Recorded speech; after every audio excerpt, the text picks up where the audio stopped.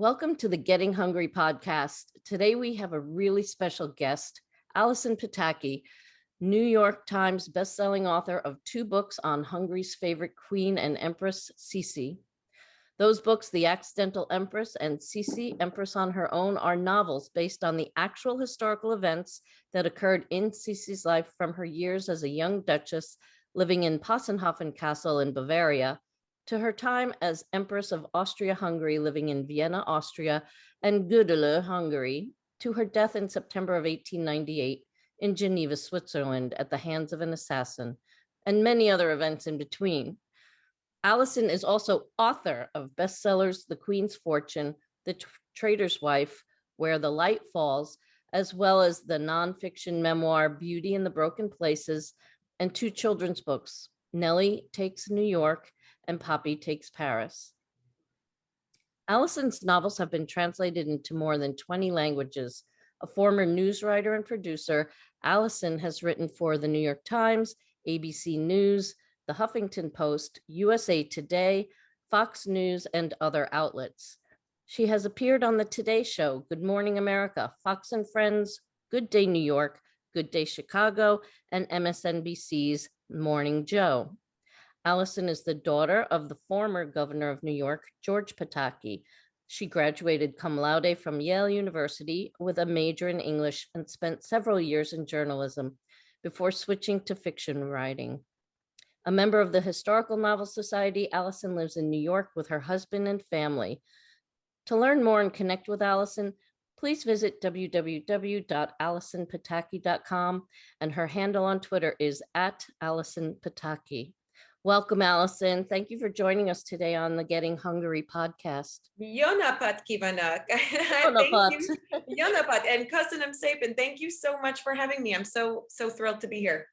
Oh, we're so happy to have you here and talking about Sisi and talking about your other books. But, you've written so many books about strong, famous women in history. And being focused on Hungary, we're glad you chose to write about Sisi's life because she's been virtually unknown to American audiences. And you said you became fascinated with Sisi when you first went to Hungary and Vienna with your family. So tell us about how you first came to know about her. Yeah, that's exactly right. Well, thank you for having me. And you are correct. I think that for some reason, the American audience has been inundated, particularly in recent years, with the English royal family and Marie Antoinette and Versailles. And then, of course, we've got the Russians and Catherine the Great. And these are great historical heroines, of course, with fascinating stories. But Sisi is the lesser known, and I think the most compelling, fascinating, complex figure among them.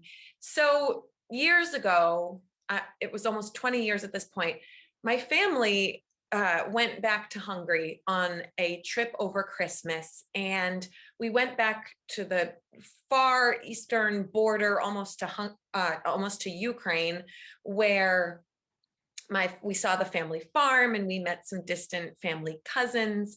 And then throughout that trip, we traveled to many of the great sites of Hungary, and we went to Eger and we went to Tokaj, and of course we went to Budapest. And everywhere we traveled throughout that trip, even beyond Hungary, when we went to Vienna and we went to Salzburg and we went to Prague, I saw these images of this beautiful woman everywhere, and with the chestnut curls and the quizzical smile and the fabulous gowns. And, it was every gift shop. It was on bars of soap. It was in chocolates. And finally, we're in a restaurant in Tokaj, and there's a portrait of this woman gazing down at us while we're eating dinner. And so I asked the waiter, I said, "Who is this woman I see everywhere?"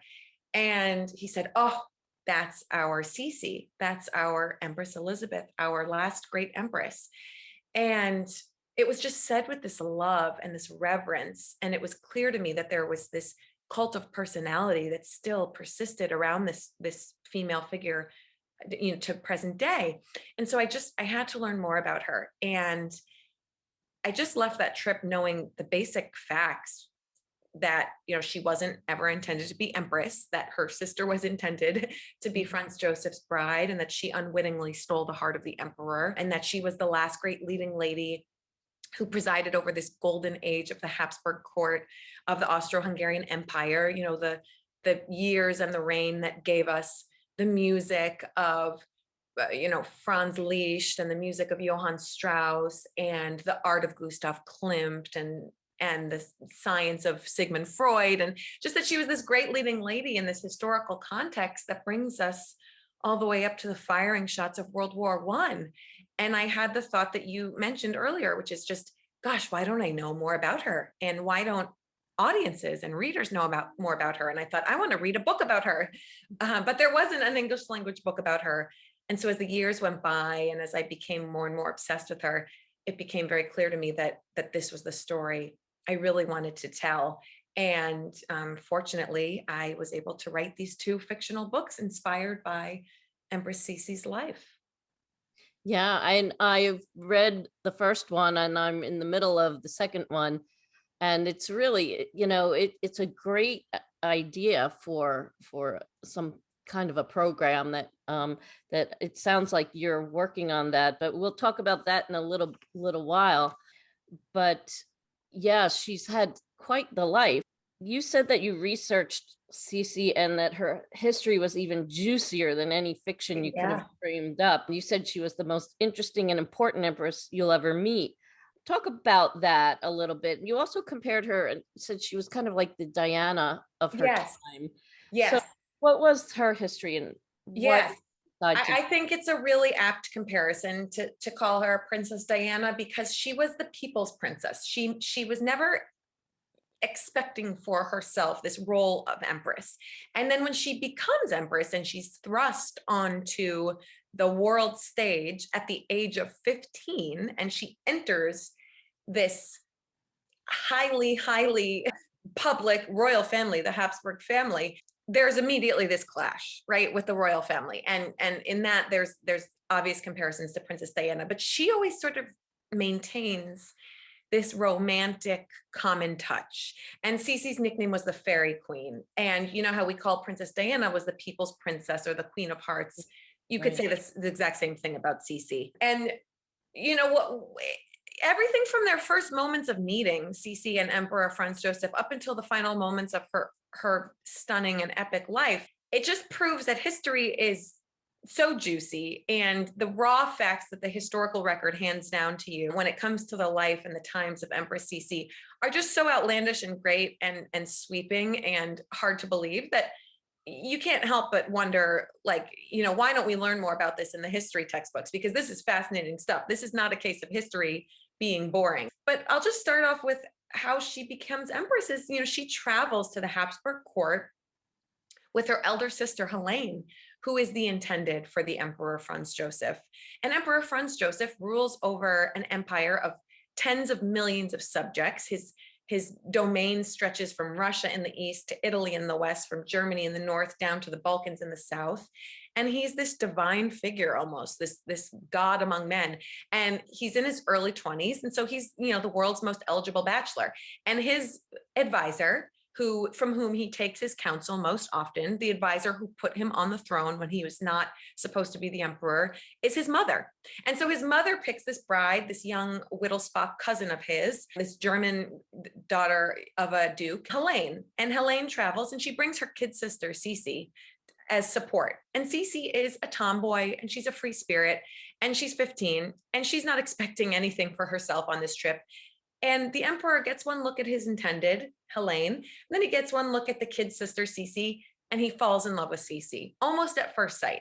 And he declares, that her beautiful hair that she's wearing in these sort of cinnamon bun braids around her ears, have just bewitched him. And her lips that are as fresh as strawberries have just enchanted him. And he, for one of the only times in his whole life, he goes against his most powerful advisor, his mother, and he bucks her advice. And he throws aside the plans to marry Helene and decides instead to marry Sisi. And his mother is not happy about this. And so he takes this free-spirited, independent little tomboy, Sisi, from a life of obscurity and, completely unstructured free-spiritedness. And he puts her on the throne as the empress to the Hapsburg Empire. And they barely know each other. They're both basically kids. And they have this pressure, this global pressure on them. And the results of this are as disastrous as one might expect. And so while it's in many ways a human tragedy, it makes for really compelling fiction because of just everything that's going on both the personal and the global scale of their lives together.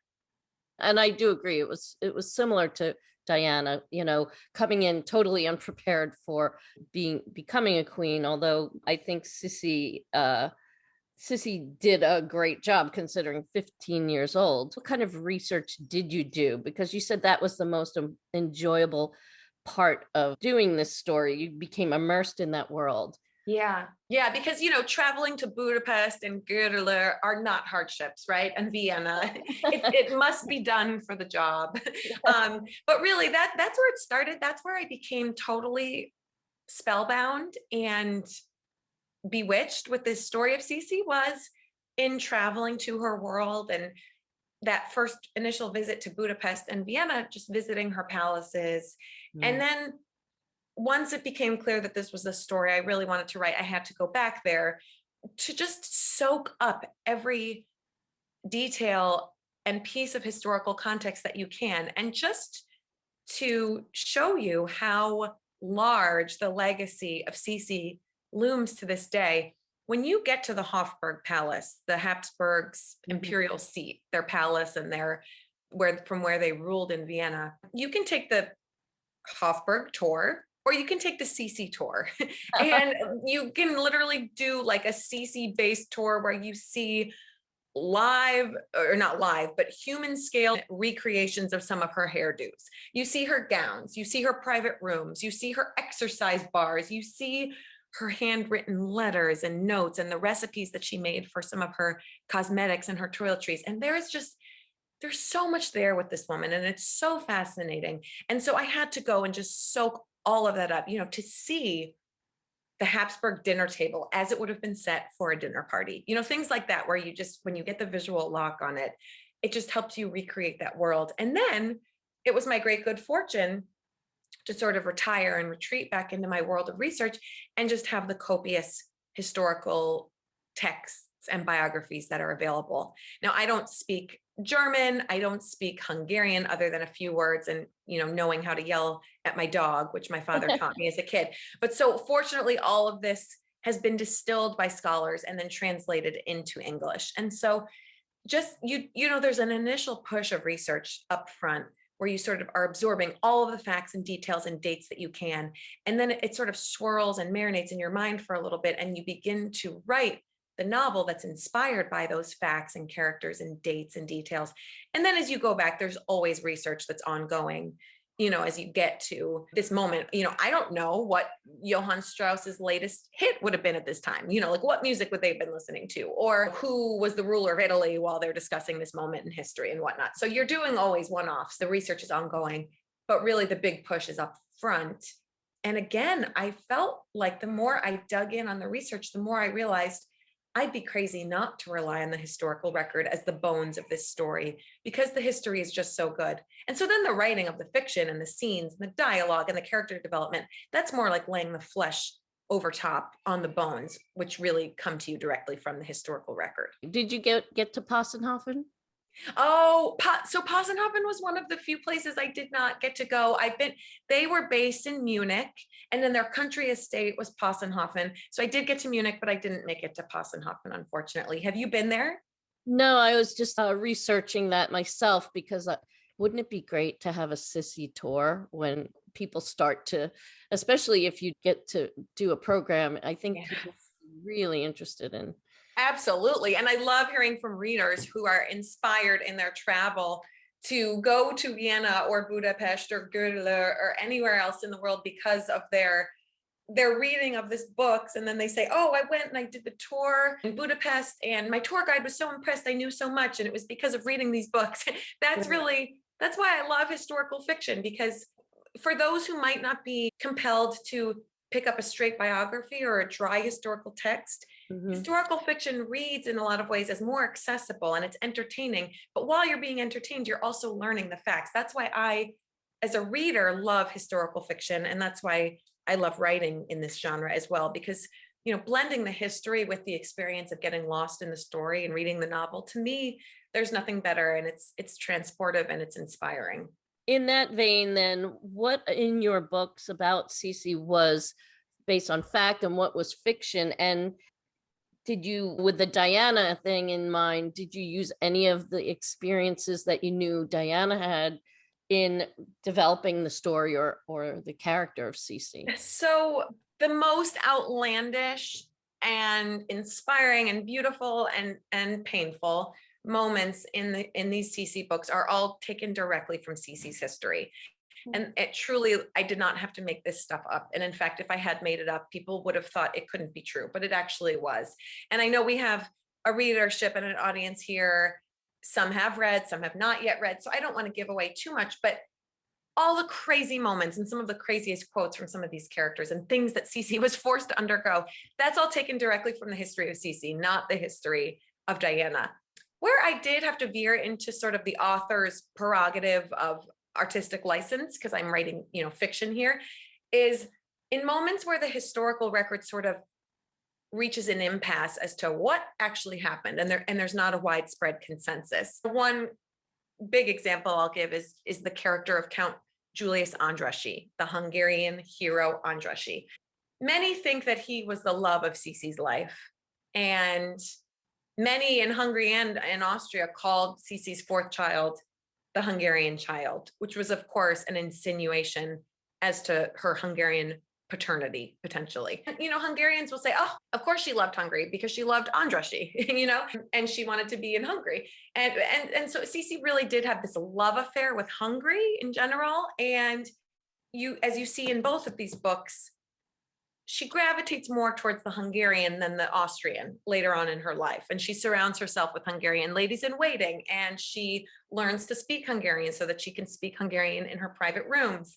And she really decamps, leaving her family in Vienna and relocating to Hungary for a significant portion of her life. And so, Julius Andrashi wrote that he was one of the few people in the world who knew the true Sisi, and he called her the pinnacle of all womanhood. And he called her Hungary's beautiful providence. There's so much there. And because this was fiction and there's folklore and mythology that's blended up in the legacies of these characters, in addition to just the provable facts of the historical record, I had to make a decision on how to develop that relationship. And so if you read the book, you see I could have gone in a number of different directions, and I chose the way that I thought developed the character arc and the story arc appropriately as how I was telling the story. So that's kind of how I think of it, is like there's two tracks of the train tracks, right? And one rail is the straight up historical facts. And then the other rail is my story that I'm telling alongside the history that's inspired by the history. And at some times the tracks run very close together and very parallel. And at other times they veer a little bit further from one another, and then they come back together and then they veer. As the writer, you are telling this story, and you have to follow through on the arcs of the characters. But truly, the history was the fuel for this story, because again, the timelines and the dates and the characters and the events that happened in real life were just so good. I would have been crazy not to stick closely to the historical record as it was. Yeah, and I think, one of the things that I was wondering about was a couple of things, actually. The relationship to her mother-in-law. And oh yeah, that's all directly from the history. Really? Oh yeah, like direct quotes. I did not have to amp that up because the real thing was just so dramatic and dysfunctional. And her mother-in-law was actually her mother's sister, right? It was so crazy. All the Hapsburgs were so intermarried. The Hapsburg family quote informally was, or family motto, one of them was, "Let others wage war, you happy Hapsburgs marry." Because that was, they would marry all the royal families, and eventually they all became related. And so Sisi is Franz Joseph's cousin. Her mother is sisters with Franz Joseph's mother, and then becomes Franz Joseph's bride. So yes, and no wonder they were all inbred and had all these crazy family dramas. In the second book, Sisi, she goes to visit Mad King Ludwig. Yes. That was her cousin too. And yes. Mad King Ludwig, who gave us Neuschwanstein Castle, which is the inspiration for the Walt Disney Castle, and who gave us the music of Wagner, and what just like a tortured, brilliant, artistic, mad soul, right? His nickname was Mad King Ludwig. And Sisi and he were in some ways kindred spirits, because they just in a lot of ways operated in this realm that was a They little bit understood, removed from reality. they But it understood makes each for, other. yeah, it makes for fascinating fiction. Mad King Ludwig was engaged to Sisi's sister. And And when is that that a became, fact? Is that real? and that was a fact. And then when it became a disaster and the engagement was imploding, you know, Sisi had to intervene for her sister. And then it turns out that, you know, Mad King Ludwig didn't want to marry the sister because he was really only in love with Sisi. That's the folklore. But in reality, Mad King Ludwig was probably deeply, madly in love with Richard Wagner, the opera composer of the Ring Cycle. So again, that's a case where the history is just so good and it's playing out against this stunning backdrop of Neuschwanstein Castle atop the hills of Bavaria. And goodness, isn't this just the writer of fiction like a dream come true as the raw material to work with?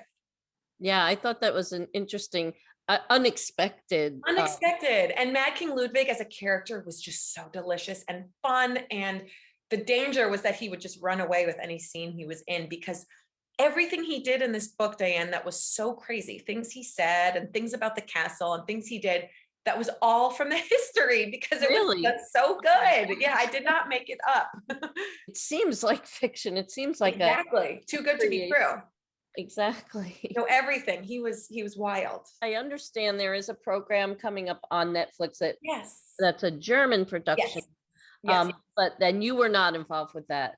That is not mine. I have optioned my books to Picture Perfect Federation producers, and we have Amy Jenkins, screenwriter from The Crown, who has Wow. written the first few episodes, and we have Catherine Hardwicke, director from Twilight, the Twilight movie, Wow. who's on board to direct. And we have this amazing package in place, and now we are finding the right home for where it will be made and where it will be aired from. So Uh-huh.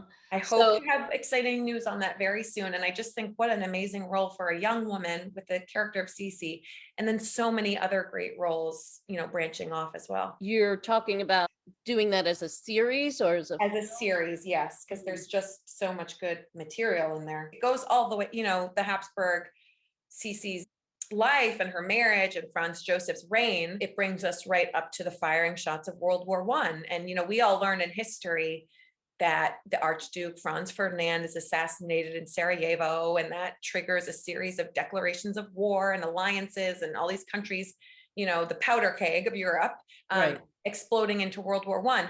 Well, Archduke Franz Ferdinand, who's assassinated, is Sisi's heir. Archduke Franz Ferdinand was Franz Joseph's heir. And so Franz Joseph is the Emperor of Austria at the time that this all explodes. And so for Americans, that is a familiar touchstone. We know that from history, but we don't know that Sisi was the leading lady presiding over all of this fascinating stuff. You know, we know the men's names, but we don't know the women's names as often in history. Exactly. Exactly. So Franz Ferdinand was the heir, but they did have a son, They did. or Rudolph. Oh, yes. And And if we're in mixed company with who's read to the end of the books and who hasn't, again, I don't want to give anything away, but the fact that Archduke Franz Ferdinand is Sisi's heir and not her son Rudolph just does imply that something very dramatic happens with their son Rudolph. And that was another instance where the history just blew me away. And that was one of the more tragic, there was a lot of tragedy in this story, but that was one of the truly heartbreaking tragedies to me, and one of the moments where I was most frustrated with Sisi as a character. And you know, you see tragedy play out in a family and it's heartbreaking. You see right. tragedy play out in the Hapsburg family and there are implications for the entire world. And you know, history is never the same as a result of what these individuals do.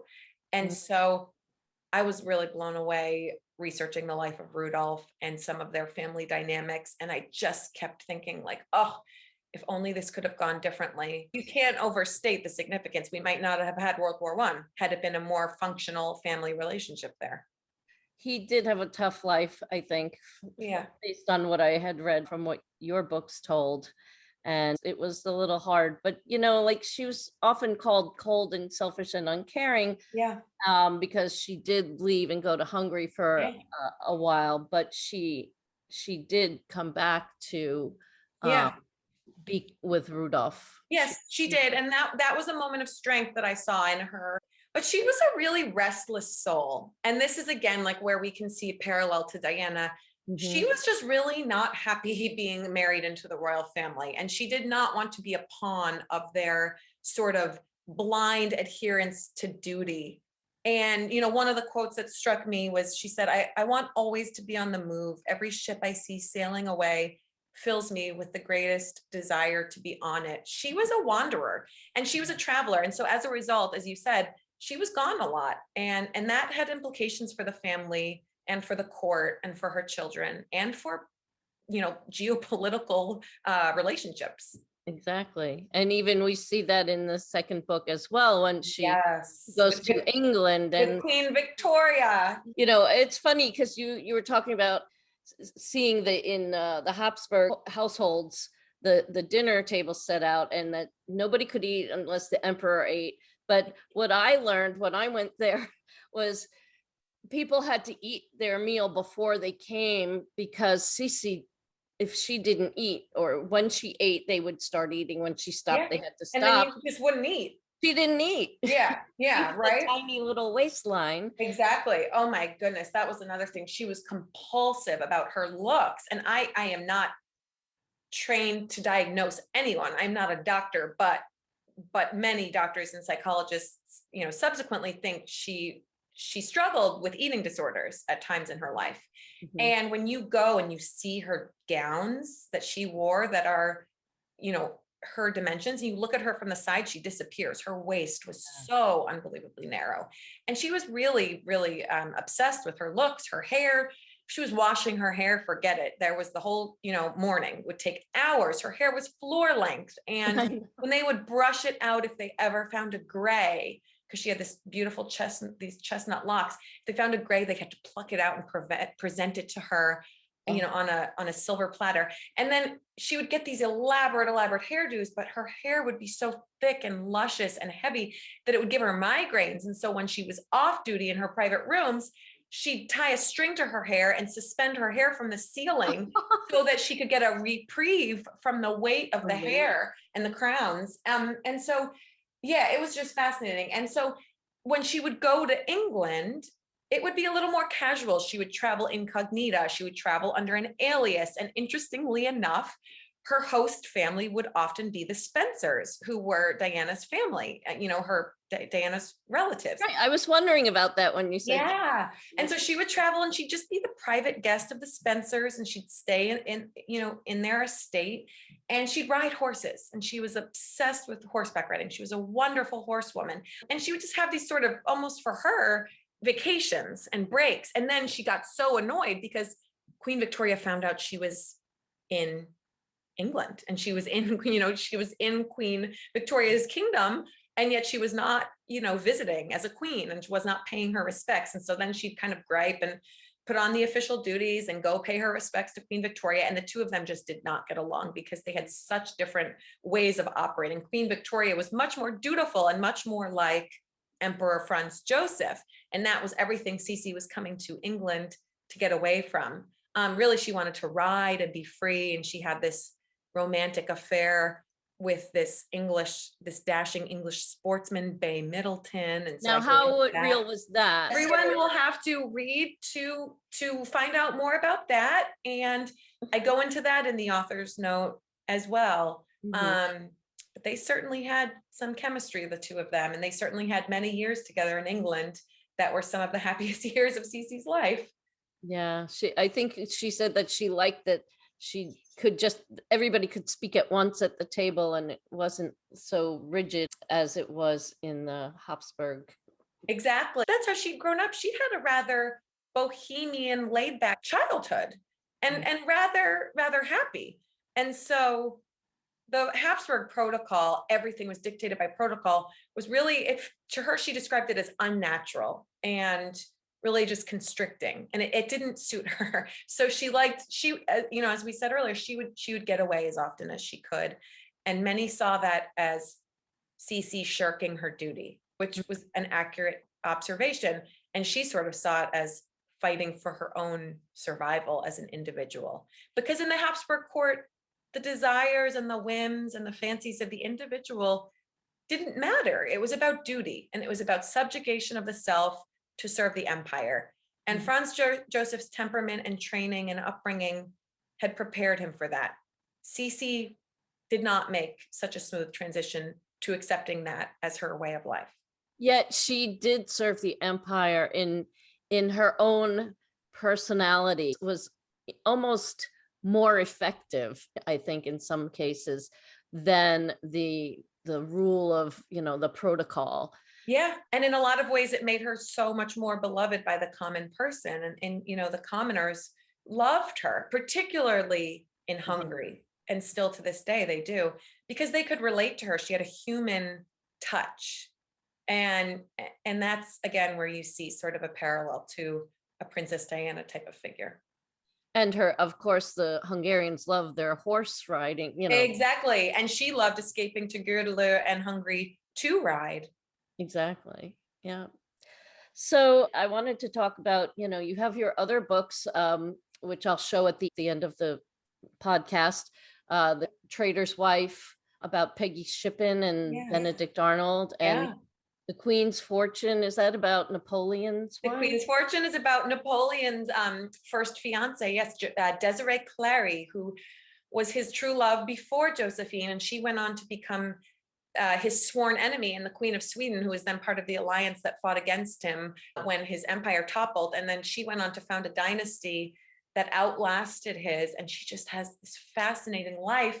And again, so few people know her name. So that's a really lush deep dive into imperial France and the Napoleonic era, and this fascinating leading lady who I just felt needed to be pulled from the shadows and put center stage to tell this story. Yeah, I've never heard of her. I'll have to read that.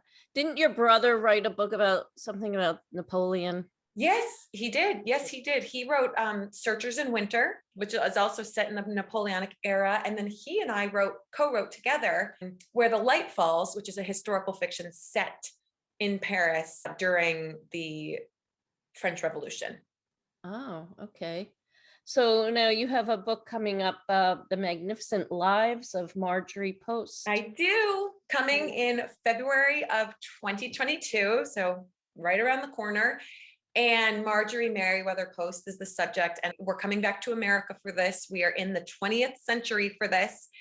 Fascinating leading lady, iconic trailblazing philanthropist and businesswoman and socialite. And it's just, I liken her kind of to Forrest Gump of the 20th century, in that she had a front row seat to all of the major events, and she actively shaped history, but with way better clothing and fabulous homes. One of her homes, actually, she built Mar-a-Lago, and it was her dream to always leave Mar-a-Lago to be a winter White House, which is just an interesting turn of events. But if you have a refrigerator, or if you've ever had a drink of orange juice during the month of January, or ever had a frozen vegetable in the winter, or if you've ever had cereal for breakfast, then Marjorie Merriweather Post directly impacted your life, and yet you might not know much about her. Yeah, she's the heiress of the Post cereal family? Yes, she was the heiress of Post cereals, which became General Foods, and she fundamentally changed the American way of life and diet and lifestyle, and broke all sorts of barriers as a woman, as a businesswoman. She was in the political world. She was the first US ambassadress to the Soviet Union, one of the largest collectors of Imperial Romanov Russian art and artifacts during the fall of the Russian Empire when the communists came in. And she just had this fascinating life story. She and her husband during the Roaring 20s have been talked about as possibly the inspiration for Jay Gatsby, for The Great Gatsby. So much there, so juicy, so dramatic. And once again, just proving that history gives the best raw material for stories, and that women telling their stories, time to celebrate these women and know their names and know their legacies. So it's coming out in February.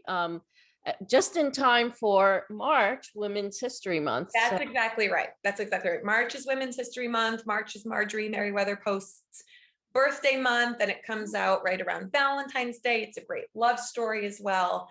But it's really a great story of one woman sort of stepping into her voice and her power and her identity and changing history in the process. Yeah, I think any of your books would be great for Women's History Month. And who do you have your sights set on for? Oh, Yeah, well, so then that's always the question, right? What am I working on next? I'm just beginning to do research on my next leading lady, in addition to trying to develop some of these stories, for the screen.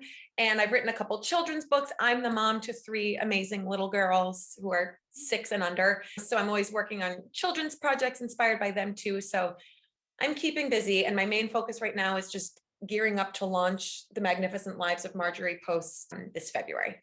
That's great. I'm looking forward to that. I want to read that book. That sounds Thank you. I can't wait to hear what you think.